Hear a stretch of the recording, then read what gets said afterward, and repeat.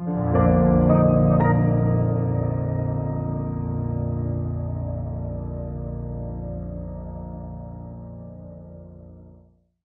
bien, pues vamos a comenzar con la charla magistral de cierre de la primera jornada del del 9º Congreso de Economía Austríaca. La impartirá Gloria Álvarez, fenómeno social y político sobradamente conocido fuera de las fronteras o dentro de las fronteras españolas. Y de hecho creo que es un fenómeno que empezó a desatarse un poco en España, ¿no? A través de una conferencia en la Universidad de Zaragoza, en el Parlamento aragonés. O sea que, bueno, esperemos que la conferencia de hoy también tenga tantos visionados como aquella, que sea un auténtico boom de masas.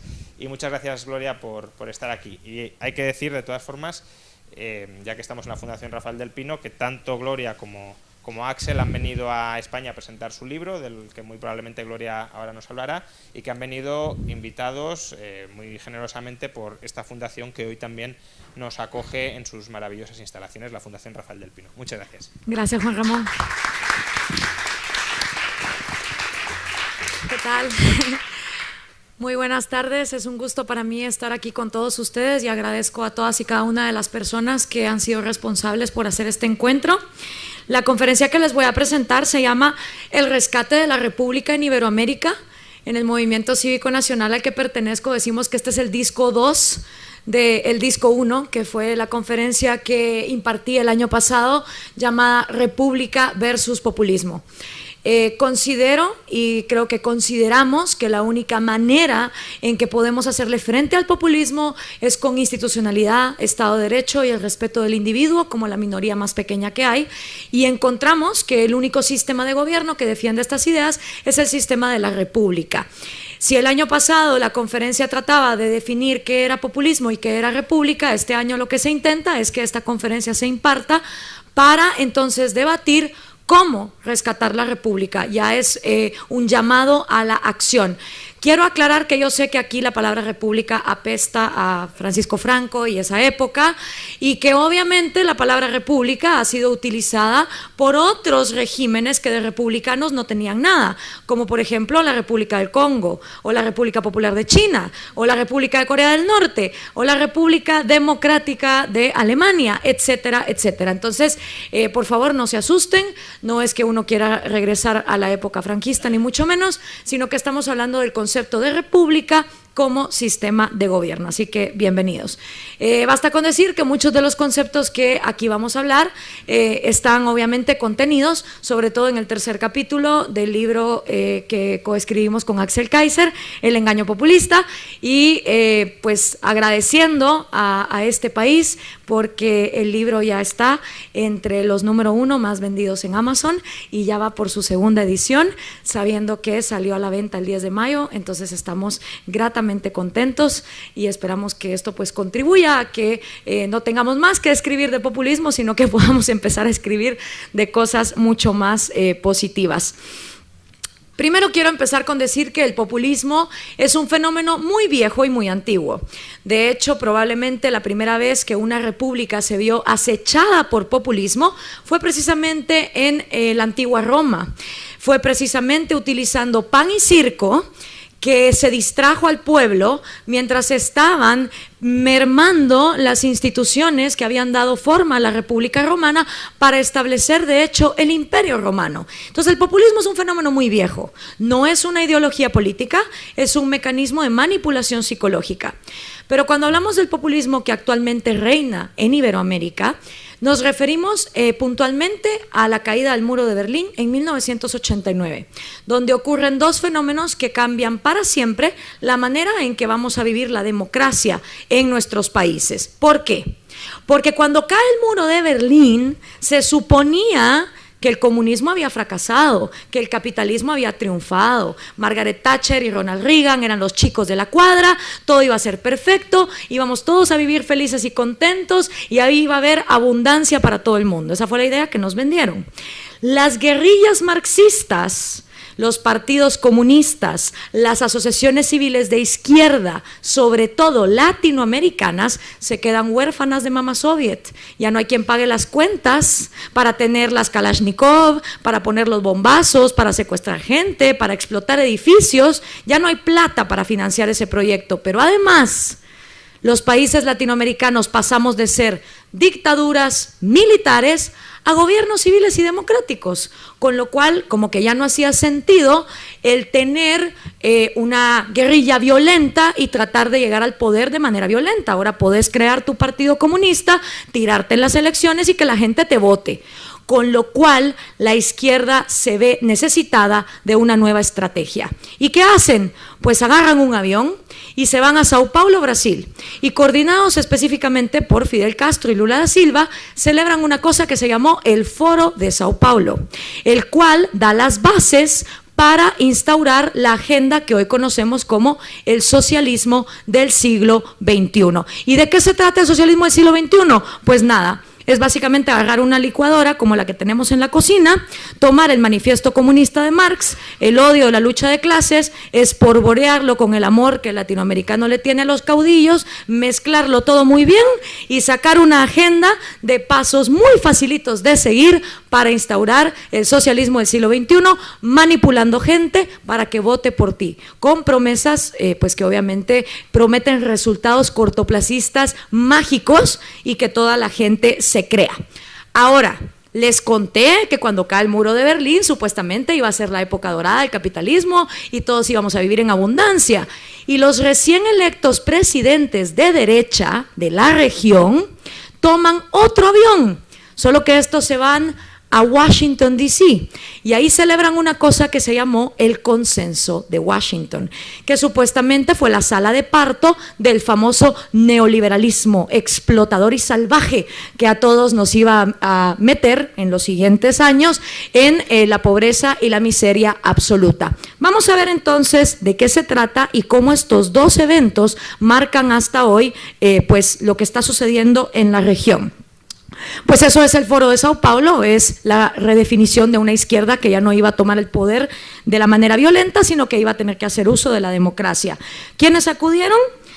El Partido Comunista de Cuba, el Frente Sandinista de Nicaragua, las FARC de Colombia, la URNG de Guatemala, el FMLN de El Salvador y el Partido de la Revolución Democrática PRD de México, solo por ponerle algunos ejemplos de las estrellas de la fama que fueron a este magnánimo evento. Los temas, por supuesto, el indigenismo, ¿verdad? A pesar de lo que la genética y la evolución nos demuestran, que todos somos una licuadora de genes que se han venido mezclando durante 20.000 años, existe todavía la noción de que debe haber ciertas personas con ciertas características étnicas que deben tener más privilegios que otras. Lo mismo que el nazismo, solo que a la inversa. El ecologismo radical, que ya se ha hablado aquí, las empresas son malas con el medio ambiente y lo contaminan, y la teología de la liberación, que como muchos de ustedes saben, fue el componente que utilizó la Iglesia Católica para justificar que los sacerdotes se metieran a ser guerrilleros, siempre y cuando fuera por la causa justa de defender a los pobres.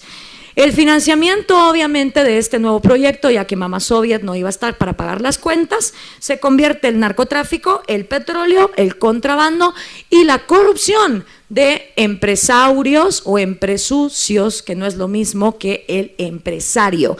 Y la diferencia básica es que el empresario es el tipo que, utilizando su innovación, su imaginación y su talento, pone un producto ante la sociedad y cruza los dedos con toda la esperanza de que tal vez se lo van a comprar. Está dispuesto a competir.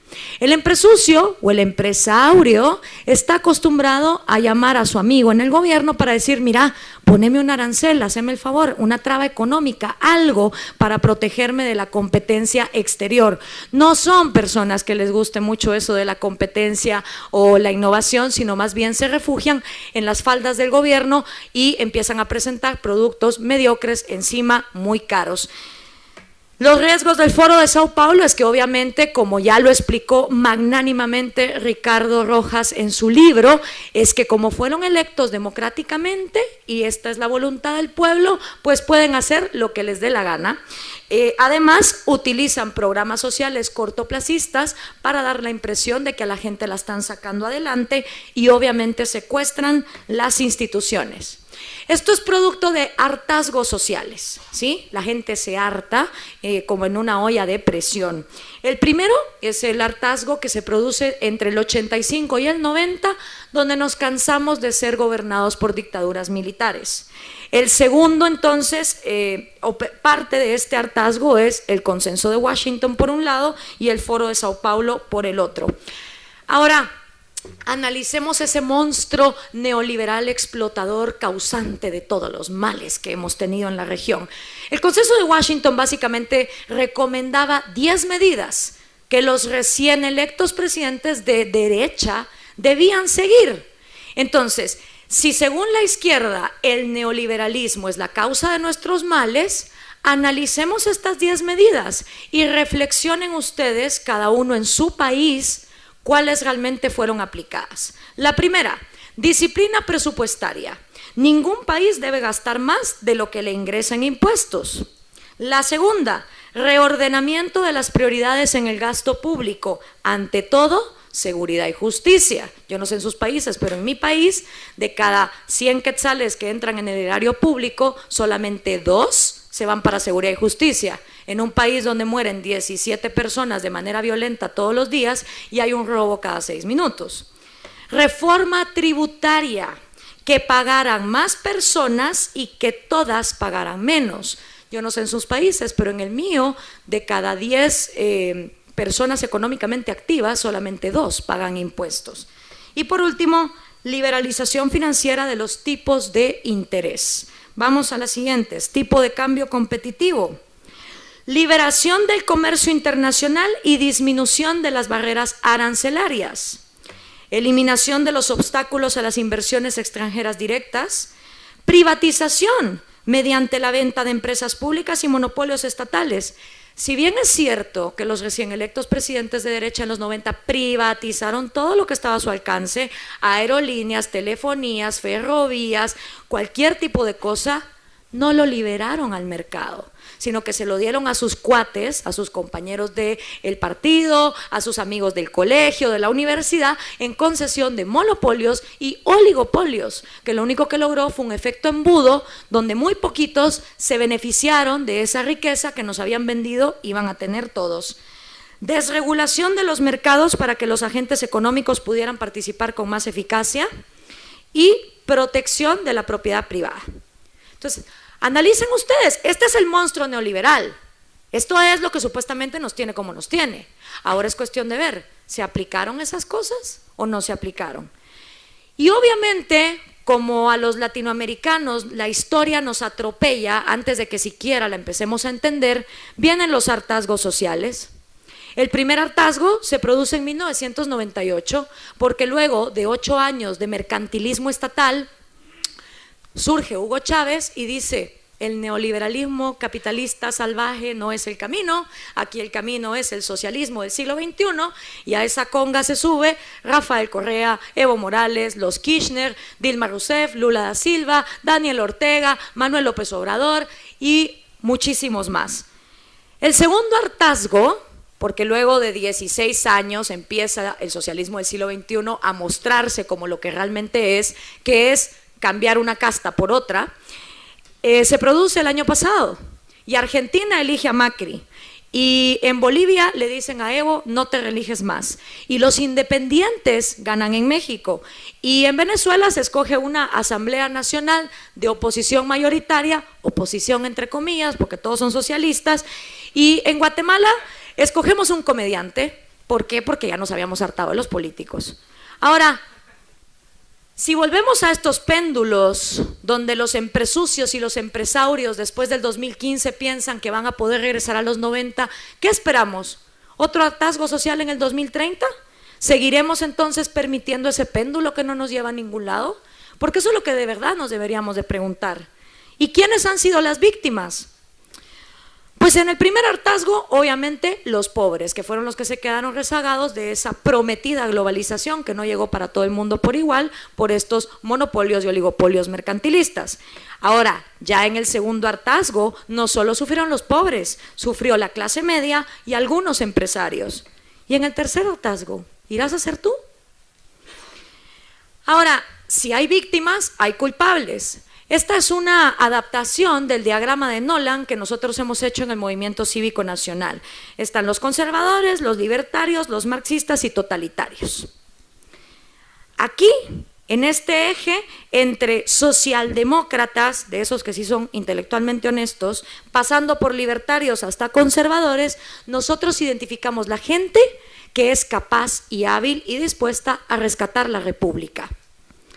Ahí pueden ustedes ubicar al movimiento al que yo pertenezco.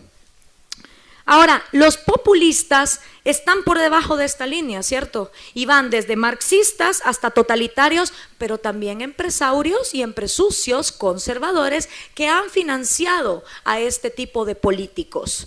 Porque la lógica empresarial en América Latina funciona completamente opuesta. Los empresarios muchas veces hacen con su país lo que jamás harían con su empresa: arriesgar el corto plazo en nombre del largo plazo. Ustedes jamás verán un empresario dándole fiesta a sus empleados 3 semanas seguidas para luego no tener plata para pagarles el sueldo. ¿Y por qué entonces si vemos a esos mismos empresarios financiando campañas de los peores candidatos corruptos y nefastos? Ah, pero como es el caballo ganador, mejor le doy dinero porque no vaya a ser que yo pierda mi privilegio. Como que no nos damos cuenta que las empresas están montadas encima de los países y todavía nadie se ha inventado una máquina capaz de agarrar una empresa y volarla hacia otro territorio, con lo cual si el país se va a la lona, como decimos en Guatemala, la empresa también se va a ir a la lona. El problema es el siguiente: aquí tenemos socialistas y también tenemos mercantilistas. Y los liberales y libertarios, muchas veces por conseguir apoyo, hemos permitido mercantilistas, empresucios y empresarios dentro de nuestro lado. Y por eso solo nos ganamos más odio de parte del otro. Y mientras aquí arriba los que nos importan las ideas las estamos discutiendo, a la gente de aquí abajo están discutiendo negocios. Y esto no tendría nada de malo si fueran negocios hechos con su plata. Pero ahora resulta que son negocios hechos con la plata ajena. Y ese es el problema. ¿Cómo se da este deterioro institucional? Pues obviamente, primero hay que tomar el poder ejecutivo, llegar al poder a través de vías democráticas. Una vez ahí, el partido gobernante desea perpetuarse en el poder. ¿Y cómo lo hace?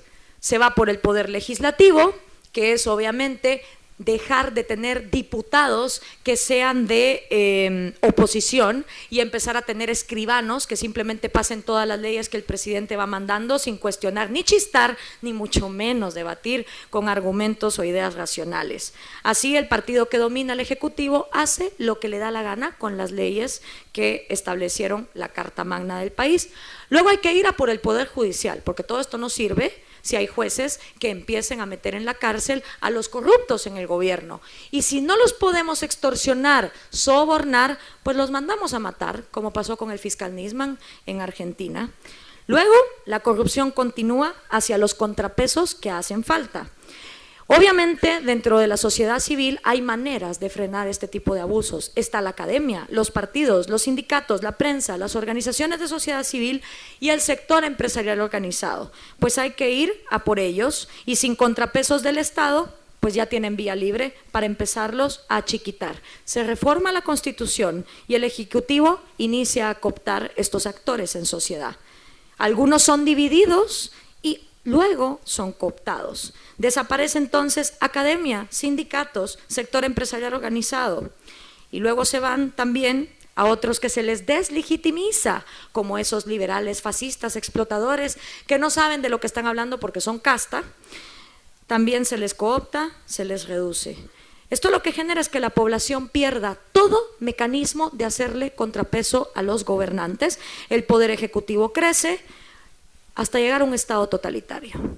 Pero como fue electo democráticamente y esta es la voluntad del pueblo, nadie dice nada. Desaparece entonces cualquier mecanismo y es empezar a enfrentar a ese pueblo rico con ese pueblo pobre, el pueblo y el antipueblo, la casta y el resto, los gorilas con el pueblo, los cochiñas con el pueblo, los pelucones con el pueblo, los escuálidos con el pueblo. Todas las que les acabo de decir son las maneras en que se le dice casta en otros países a ese mismo grupo. Y de esta manera nos quedamos entonces con una bomba de tiempo que no hay manera de que arranque para ningún otro lado. ¿Cuál es la solución? Volver a ver al Estado como árbitro de fútbol. ¿Sí? Esto entre nosotros lo entendemos. El Estado está simplemente para vigilar que los jugadores en la cancha, o sea, los ciudadanos, a la hora de meterle un codazo al derecho de propiedad privada de alguien, o empujar el derecho de vida de alguien, o patear el derecho de libertad de alguien, el árbitro pite, saque de la cancha ofensor y ofendido, los lleve a juicio, le haga entonces un castigo justo a la persona que atentó contra el derecho de alguien más y regrese a la víctima al juego y que continúe el juego. Para nosotros ese es el rol del Estado. Es lo único que tiene que hacer, estar de árbitro, estar vigilante. Pero para el populista no. Porque el populista asume que el ciudadano es tonto, es débil, es pobre y es idiota y no puede encargarse de sí mismo. Entonces el Estado no solo puede ser árbitro, tiene que ser portero, delantero, defensa, media cancha, público que está sentado en el estadio, policía que vigila el estadio, dueño del estadio y encima controlando los tiquetes de reventa que todavía se están vendiendo afuera. ¿Y cómo lo hace? Con ese diagrama que les acabo de enseñar. Empieza poquito a poco a cooptar hasta meterse en todas partes. ¿Y por qué ya no hablar de derechas o izquierdas? ¿Por qué no es factible para los millennials? Resulta que los millennials, que están más confundidos que cualquier otra cosa y que como no han vivido el socialismo dicen que lo apoyan, hasta que empiezan a trabajar, por así dice un reporte que hizo el Instituto Cato, se les quitan las ganas del socialismo hasta que empiezan a cobrar sueldos. Pero si algo es cierto, es que los millennials rechazan el conservadurismo moral de antaño, pero tampoco confían en el Estado. Entonces, ¿qué pasa con la derecha? Pues que la derecha en teoría te vende libre mercado, pero conservadurismo moral, mientras que la izquierda en teoría te vende libertad social, pero una economía estatizada.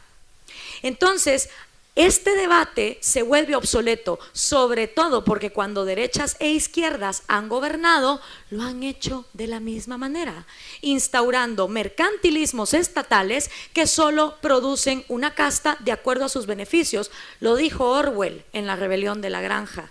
Los cerdos quitan al humano para ellos ponerse peor que los seres humanos. Entonces es mejor hablar de república versus populismo, porque la república promueve el diálogo. Espacios como este, donde lo que realmente importe sea la razón y los argumentos válidos, el equilibrio de poderes, la meritocracia.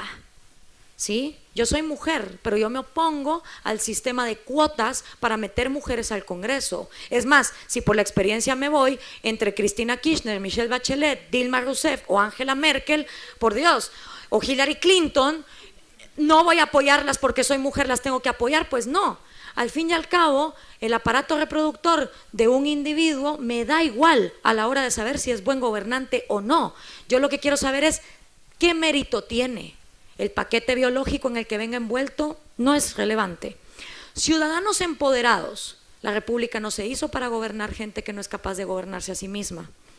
Vida, libertad y propiedad privada, como los 3 derechos fundamentales con los que nacemos, y el individuo como la minoría más pequeña que hay. Libertad económica, por supuesto, y control del gasto público. El populismo no. Populismo, el diálogo le vale madres, como se dice en México. Lo que le importa es manipular. Y si Nicolás Maduro sale diciendo que Hugo Chávez le habla en la forma de un pajarito, todo el mundo tiene que decir amén. No importa que eso no haga sentido con ningún argumento científico. Está la dedocracia en lugar de la meritocracia, la cero racionalidad, la corrupción descarada, la impunidad y la cero institucionalidad. Entonces, o nos vamos a uno o nos vamos al otro. ¿Y por qué la república? Pues porque la república concibe que los 3 derechos fundamentales del hombre son vida, libertad y propiedad. Y esta parte pues la voy a pasar rápido porque como estamos entre amigos, no les tengo que echar todo el rollo de que nacemos con esto y por lo tanto nadie nos los da. Yo concibo que las primeras dos propiedades privadas con las que nacemos son nuestro cuerpo y nuestra mente, que son las máquinas a través de las cuales nos vamos a desarrollar para acumular otro tipo de propiedad, y que de nada te sirve estar vivo, tener cuerpo y mente, si no eres libre.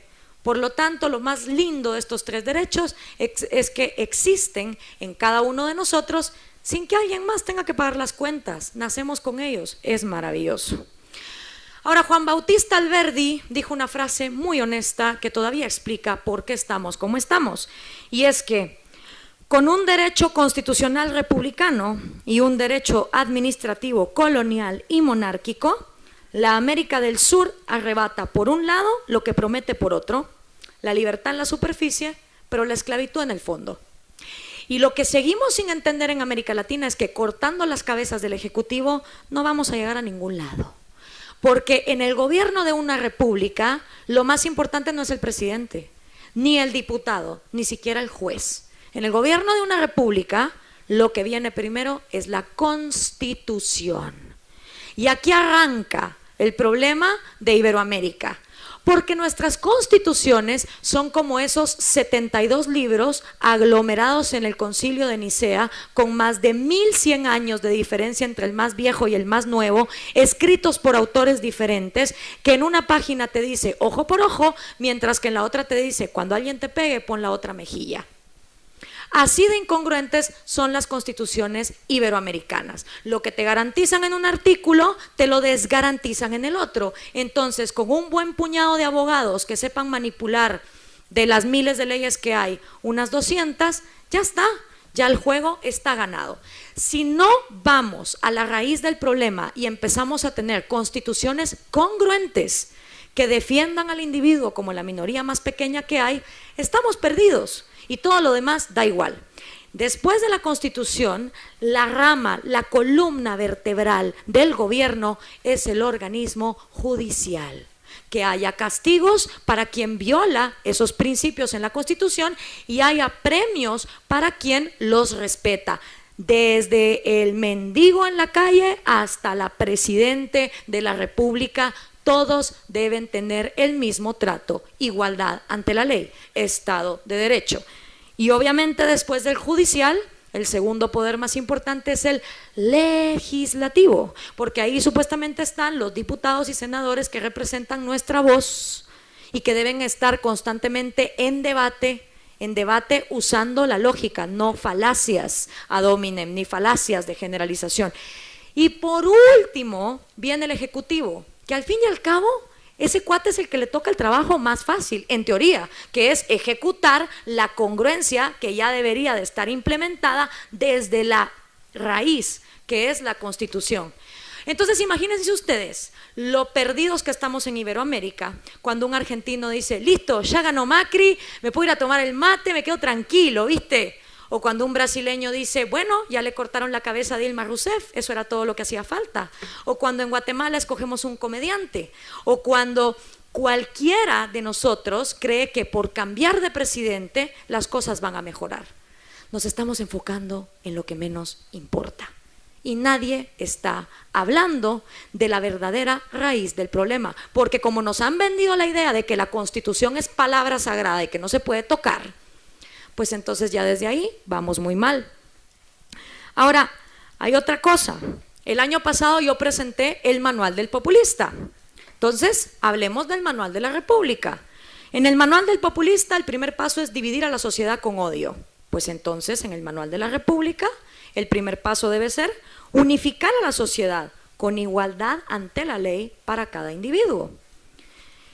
El segundo paso era eliminar del legislativo cualquier oposición en el Manual del Populista. Entonces, en el Manual de la República hay que impulsar la representatividad del Parlamento con el debate de ideas. Si va a haber comunistas en el Parlamento, que los haya, pero que estén obligados a debatir con argumentos racionales. Si en el Manual del Populista hay que comprar jueces para evitar juicios y castigos, en el Manual de la República, la seguridad y la justicia deberían de ser la prioridad en los presupuestos iberoamericanos. Si en el Manual del Populista hay que ampliar los empleos estatales para extorsionar aliados, por eso es que crean tantos ministerios, secretarías, oficinas, porque claro, mientras más gente lucre del monstruo, más difícil que la sociedad se oponga, si todos nos estamos beneficiando a corto plazo. Entonces, en el Manual de la República hay que eliminar toda la burocracia innecesaria para ahorrar. Si en este manual hay que reformar la Constitución para eliminar el equilibrio del poder, en el Manual de la República hay que eliminar las incongruencias de nuestras constituciones. Si hay que ponerle límites a la propiedad privada en el Manual del Populista, en el Manual de la República hay que garantizar la propiedad privada de todo y cada individuo, no solo de los empresarios y empresarios. Si en el Manual del Populista se elimina la libertad de prensa y de expresión, el Manual de la República debe garantizar la libertad de prensa y de expresión, no el gobierno siendo dueño de medios de comunicación. Y por último, si el Manual del Populista anula al individuo y sus 3 derechos fundamentales en nombre de ese pueblo ficticio, el Manual de la República debe defender al individuo como la minoría más pequeña que hay y a sus 3 derechos como la base de la sociedad. Ahí tienen el Manual de la República por si le quieren tomar foto. Ahora, ¿qué hay de la democracia? Pues la democracia sin república no funciona, pero la república sin democracia tampoco. Porque la república sin democracia es una tiranía de las oligarquías, pero la democracia sin república es una tiranía de las demagogias. En una democracia, si el 99 de cada 100 votan para matar o meter a la cárcel a Leopoldo López se va a la cárcel. Pero en una democracia que tiene república, 99 votan por mandar a Leopoldo López a la cárcel, la república va a decir no, porque ante todo se respetan los derechos individuales y el tipo, primero, antes de ir a la cárcel, tiene derecho a un juicio justo. Son obviamente 2 caras de una misma moneda. Y sin una, la otra no funciona. Así que cuando ustedes oigan que la república es una anulación de la democracia, se pueden acordar de esto.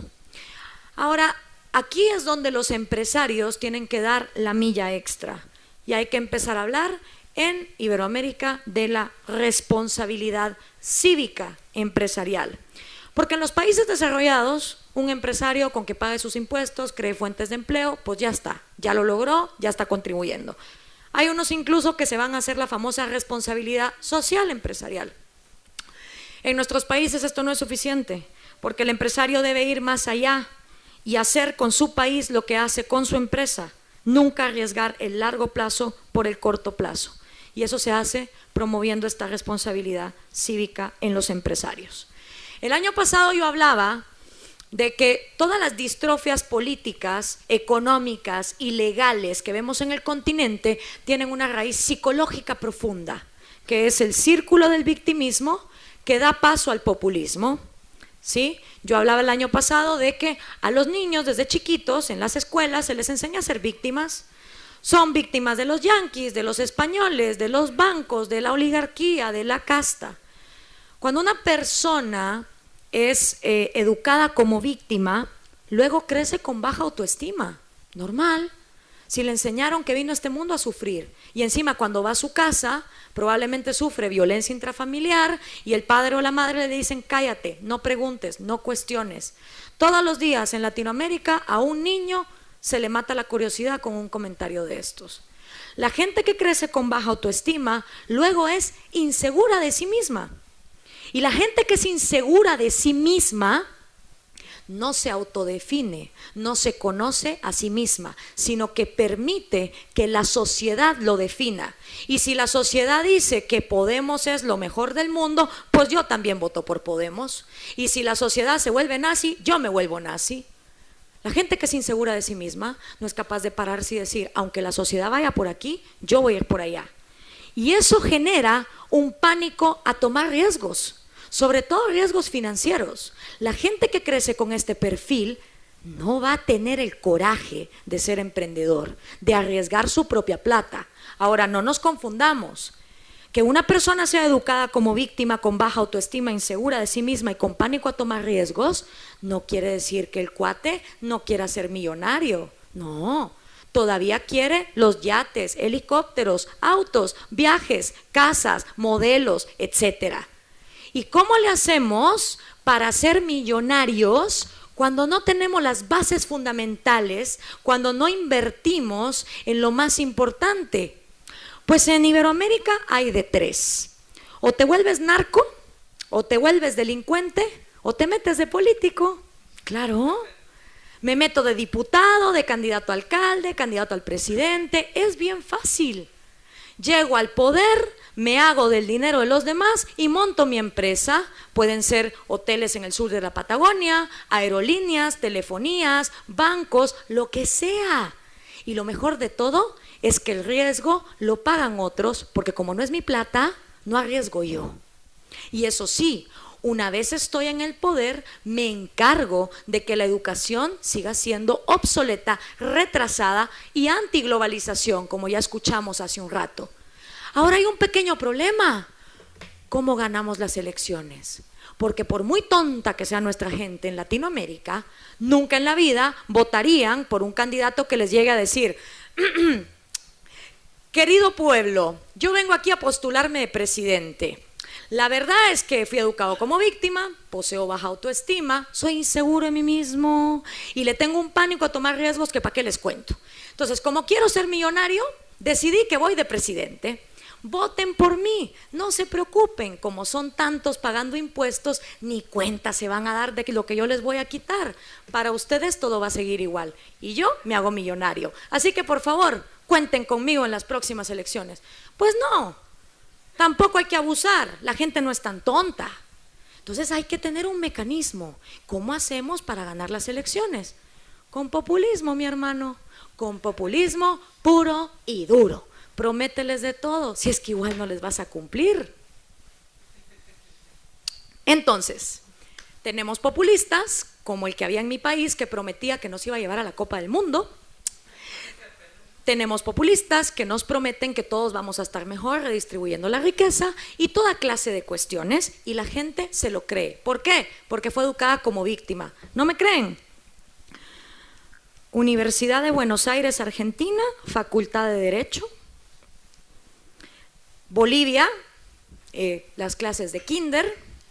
Mi favorita, claro, el pobre Bolívar, que se revuelca en su tumba cada vez que oye la palabra bolivariana en ese proyecto de miseria, mientras Jesucristo los abraza a los dos. Y por supuesto la madre, ¿no? Cuba. Cha, che, chi, cho, chu. El che luchó en Cuba, mochila. Abril es un mes muy lindo. En abril se abren las flores. Y abril es el mes de Girón. Una vez en abril, los yanquis nos atacaron, mandaron a mucha gente mala. Querían acabar con Cuba libre, el pueblo los derrotó. Fidel dirigió la lucha. Y claro, un fusil. Y me imagino que la mochila es para meter el fusil, ¿no? Cuando tienen que ir a pelear. ¿Quién no conoce a este hombre de la boina guerrillera? ¿Quién no conoce su nombre? ¿Quién no conoce su cara? ¿Quién no quiere ser como era el Che Guevara? Entonces, mientras el mundo avanza en una era tecnológica y de globalización, nosotros le enseñamos a nuestros niños a adorar e idolatrar, pues, genocidas que solo nos han vuelto países más miserables. Entonces, si ese era el círculo del victimismo para acabar con el populismo, yo propongo un círculo virtuoso que dé paso a la república. ¿Y por dónde empieza todo? Pues con una educación de empoderamiento. Una educación que incluya ciencia, racionalidad, que le enseñe a los niños de biología, de evolución, de cómo funciona la realidad, que les enseñe a pensar en este mundo bajo la realidad que tiene para crear soluciones, que les dé autoestima, que les enseñe que valen, que les enseñe individualidad, porque una educación de empoderamiento logra individuos con alta autoestima, que se aprecian a sí mismos, que no sienten que vinieron a este mundo a sufrir, sino que ellos son los dueños y constructores de su propio destino. Y eso provoca seguridad en sí mismos. Con lo cual, aunque la sociedad vaya por Podemos, él lo va a pensar dos veces. Y aunque la sociedad se vuelva nazi, él lo va a pensar dos veces. Eso produce disposición a tomar riesgos. Porque la gente con este perfil no tiene miedo a ser libre, porque sabe que ser libre implica ser responsable de las consecuencias de sus actos. Y entonces ya no ve al gobierno como mina de oro, ya no tiene ganas de tirarse a un puesto político para robarle a los demás, ya no tiene tampoco por qué hacer así para esperar que el gobierno le dé una migaja. Empieza a ver al gobierno como árbitro de fútbol, garantizando que la educación siga siendo de empoderamiento. ¿Y qué logra una educación de empoderamiento? Cuestiones como Uber, que vienen a solucionar problemas desde el mercado. Cuestiones como el ecofiltro, invento guatemalteco, que está sacando a más niños de la desnutrición que cualquier programa social hecho por ningún gobierno en América Latina. O soluciones para aprender inglés, que van más allá de si los sindicatos de educación pública salieron a manifestar sí o no. Esta es el tipo de educación y de soluciones que nuestros países necesitan, y solo se producen cuando hay individuos que fueron educados bajo este modelo. ¿Cómo es el ciudadano republicano? Primero, es responsable de sus actos. Se responsabiliza de los hijos que trae al mundo. No es clasista, machista, racista. No discrimina. No corrompe instituciones, no hace trampa. Acepta las consecuencias cuando viola la ley y respeta los derechos individuales. No mata, no roba, no discrimina. Ahora, como es el empresario republicano, no pide privilegios comerciales. No es clasista, machista, racista, ni discrimina a la hora de contratar, no da sobornos y no financia populistas, aunque sean el caballo ganador de toda la vida.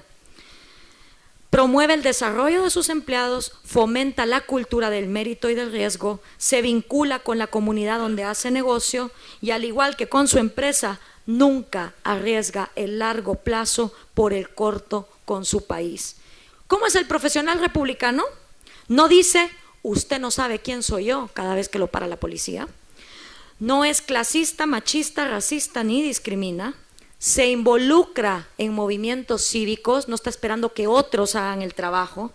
Comparte su conocimiento con quienes no han tenido educación y vive la cultura del mérito y del riesgo. ¿Y cómo es el joven republicano? No es clasista, machista, racista ni discrimina.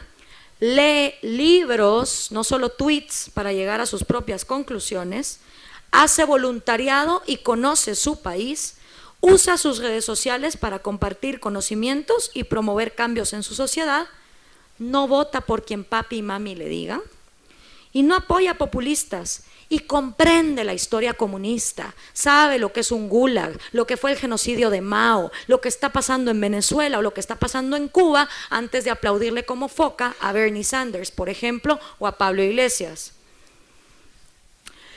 Para esto tenemos un proyecto del cual ya no les voy a hablar porque se me está acabando el tiempo, se llama Visión República, y básicamente estamos tratando de hacer un contraforo de Sao Paulo para traer la República al siglo XXI, vinculando a los actores que en América Latina estamos dispuestos todos a vivir bajo la ley, con la idea de compartir ideas, lecciones aprendidas, que ha funcionado, que no ha funcionado, mejores prácticas, volvernos un referente internacional, ya que la OEA se rehúsa a llamar a las cosas por su nombre, y eventualmente empezar a pensar en rediseños institucionales que vayan a la raíz de nuestras constituciones incongruentes. Pero como no los quiero dejar asustados, les voy a decir que sí es posible construir la república soñada, cuando al fin rompamos los complejos de inferioridad que hasta ahora nos han mantenido atados a proyectos políticos mediocres. El camino empieza por asumir con responsabilidad el compromiso cívico que nace de nuestra condición de hombres y mujeres libres. Esto es de Eduardo Enríquez, nicaragüense, autor de Muerte de una República. Muchísimas gracias.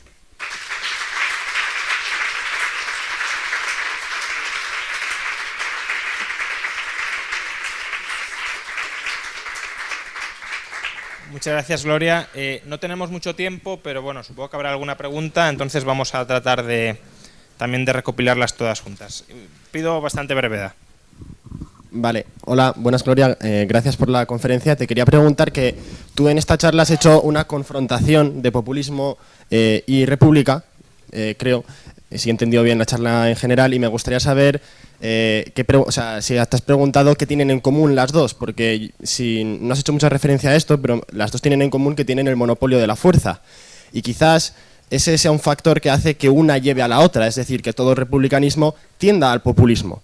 Entonces, al final, no toda legislación es ley, como ya dijo Hayek, y el hecho de que haya un árbitro de fútbol no quita que ese árbitro pueda meterse al vestuario, cambiar las reglas de juego y salir a arbitrar con las reglas que a él le dé la gana.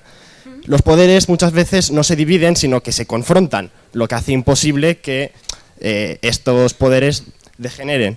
Entonces, esto finalmente es que hace que la legislación haga las constituciones modificables y, por tanto, el árbitro puede hacer lo que le dé la gana.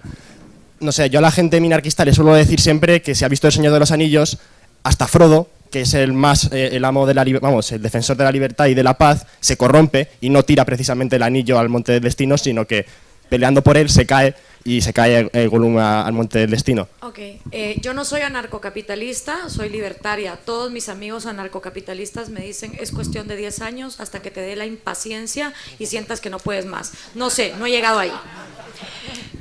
Por el momento estoy ahí. Definitivamente las repúblicas no son para siempre. Todas las repúblicas eventualmente sucumben. Sucumbió la romana, sucumbió la República de Estados Unidos y sucumbió la República de Star Wars, ¿sí? Todas. Se sabe que la república es un proyecto que dura hasta que o las demagogias o un dictador acaba con ellas. Yo me baso en la historia de la humanidad, y en la historia de la humanidad hay momentos de genocidios, de miseria y de desgracia, y hay momentos donde se consigue progreso y prosperidad. Yo a lo único que estoy apuntando como mortal que soy es a que en el tiempo que me toque vivir, pueda vivir en el lugar más próspero y pacífico que sea posible, evitando un ciclo de esa magnitud. Si los anarcocapitalistas creen que pueden lograr su proyecto, denle con todo. Hola, es básicamente parecida, es decir, ¿qué opinas de los incentivos perversos que al fin y al cabo tiene el Estado? Como dice el profesor Huerta de Soto, que el liberalismo clásico es un virus como el ébola, porque al final, como dice Lord Acton, el poder corrompe y el poder absoluto corrompe absolutamente. Entonces, tarde o temprano la república, como dices, va a caer tarde o temprano. Entonces, ¿no crees que es mejor optar por una vía más anarquista en este caso? No, porque tengo una vida para vivirla, y si me está costando llegar a esto, imagínate vender algo todavía más utópico. Yo solo un comentario, la anarquía también puede caer.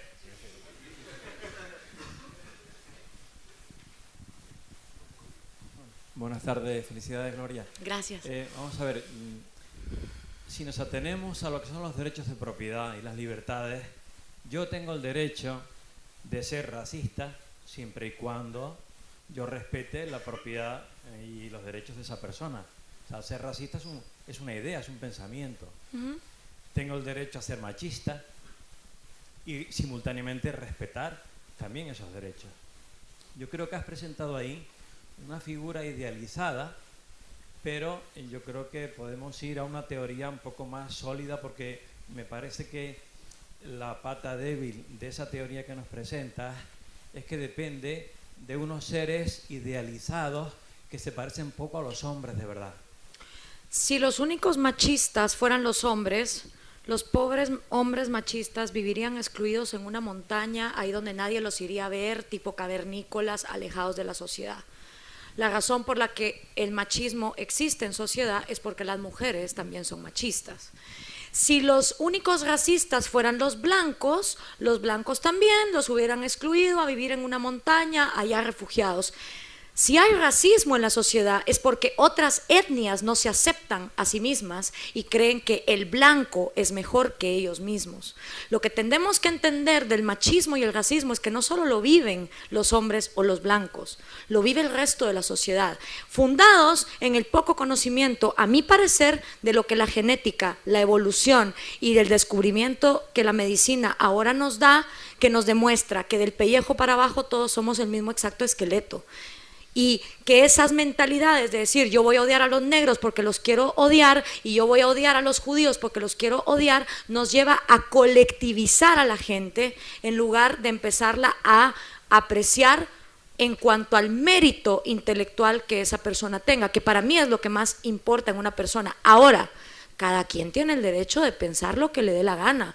Y si eso me garantizan que no va a devocar en una cruzada de odio contra el que es diferente, pues está bien. Pero el problema es que no hay religión que no ha querido acabar con otra religión, no hay raza que no ha querido acabar con otra raza, cuando este tipo de conceptos se aceptan como normas, digamos, dentro de la sociedad. Ese es mi punto de vista, cada quien tiene derecho al suyo. Buenas tardes. ¿Le parecen países terribles, países como Liechtenstein o Mónaco o una cosa así, que no son en absoluto repúblicas? ¿Por qué terribles?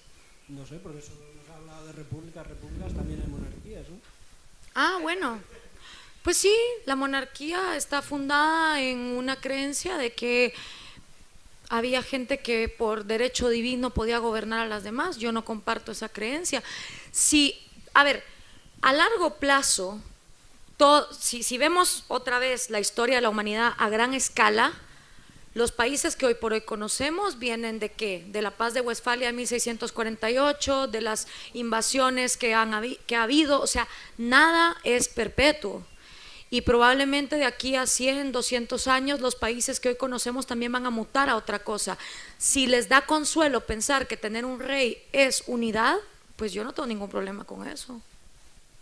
Vale, Gloria, agradecerte la charla, como siempre, a un nivel brillante. Yo soy anarquista de Mercado Libre, pero no te voy a dar la caña injusta que te están dando. Yo te animo a que sigas por ese camino. La república, se habla de república porque en Latinoamérica no se van a construir de repente monarquías, señores, se está hablando de república porque es lo que hay en Latinoamérica. Liechtenstein está en Europa, por favor, seamos serios. Yo te animo a que uses la crítica de Karl Marx contra Simón Bolívar, que escribió mucho sobre el nacionalismo y habló de que Simón Bolívar, un dictador que quería unir el Estado con la Iglesia, era un fascista y que realmente, por lo menos en Venezuela, no sé si en Cuba o Lula, o en otros países que copian el socialismo del siglo XXI, por lo menos en Venezuela lo que hay realmente es un gobierno, un socialismo fascista que tiene mucho más que ver con Mussolini que con Cuba o con Che o con tal. Y yo creo que ahí está un buen foco para que te oiga mucha más gente, por lo menos en Venezuela. Gracias por tu trabajo. Gracias.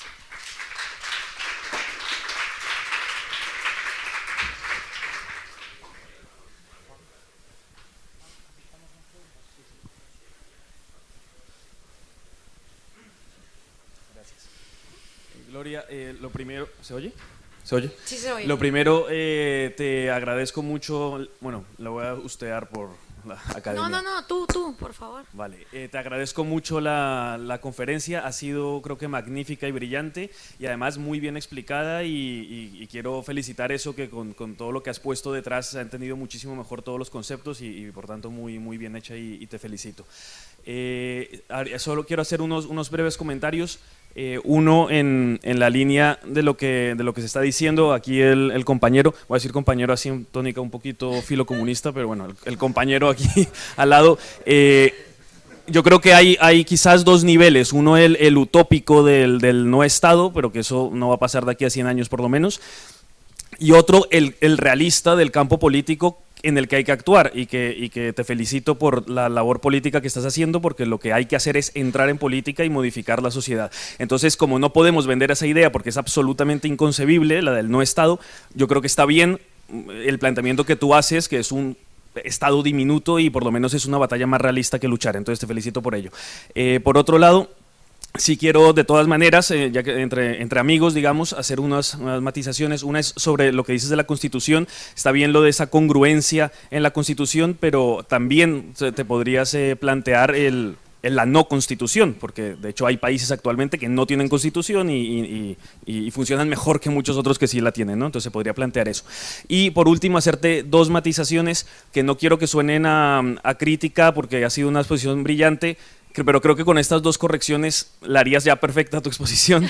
Entonces son dos correcciones porque tengo que decir que te has equivocado en dos cosas históricas. Una es Dices, cuando hubo el foro de Sao Paulo, uno de los puntos es promover la teología de la liberación, y dijiste, y la Iglesia aprobó esto tal, y quiero decirte que la Iglesia jamás ha aprobado la teología de la liberación, más bien casi lo contrario. Los papas del siglo XX hasta el XXI criticaron mucho la teología de la liberación, nunca la condenaron explícitamente como se hacía antes del Concilio Vaticano II, pero sí hubo mucha crítica a la teología de la liberación, y más bien es un movimiento casi antieclesiástico.